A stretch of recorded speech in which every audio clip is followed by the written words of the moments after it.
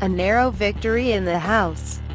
With the vote Thursday, Republicans recovered from their earlier failures and moved a step closer to delivering their promise to reshape American healthcare without mandated insurance coverage.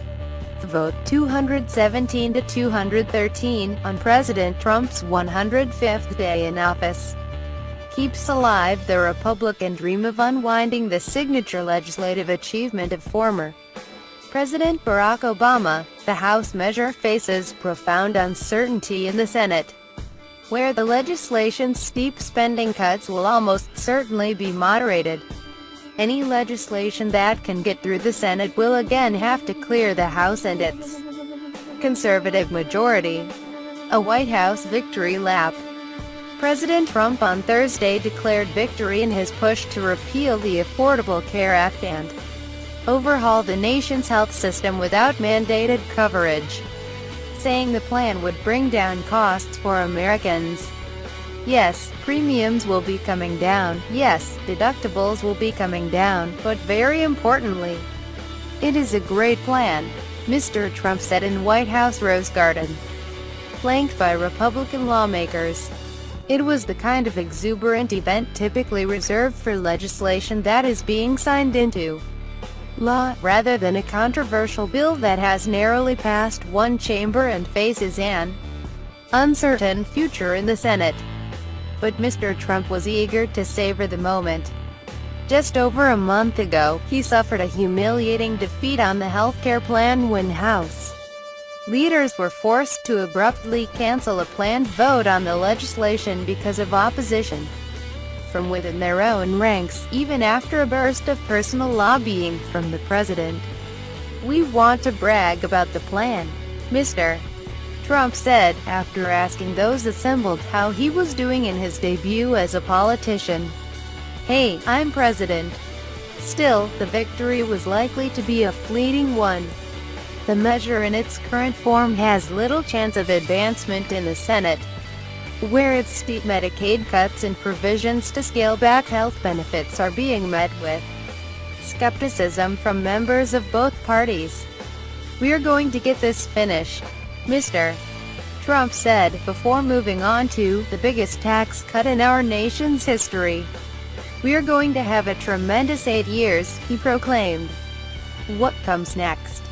Despite the passage of the bill in the House, the Affordable Care Act will remain in place, at least for now. The repeal bill is not likely to be met with great celebration in the Senate.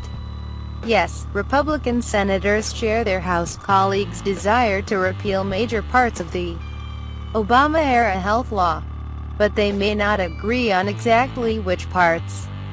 Already, Republicans in the Senate have aired a variety of concerns about the House plan, including how it would affect states that expanded Medicaid under the health law and whether it would raise premiums to unaffordable levels for older Americans.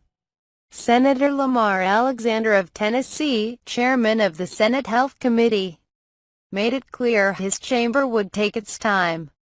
"The Senate will now finish work on our bill, but will take the time to get it right," he wrote.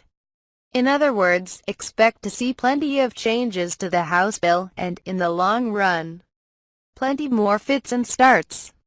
A self-fulfilling prophecy.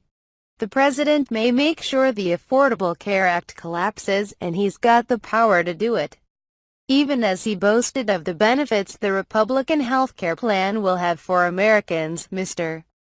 Trump on Thursday again raised the specter that his administration might not continue providing subsidies that are paid to insurance companies so they can reduce deductibles and other out-of-pocket costs for millions of low-income consumers.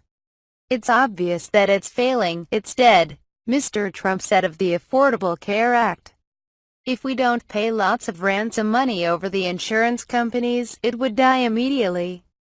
The Trump administration had initially suggested to Democrats that it would do just that, part of an effort to force them to the negotiating table to bargain with him. But in talks last week on a spending package to fund the government through September, White House officials committed to continuing the subsidies. On Tuesday, the White House indicated that that position could soon change. Mick Mulvaney, Mr.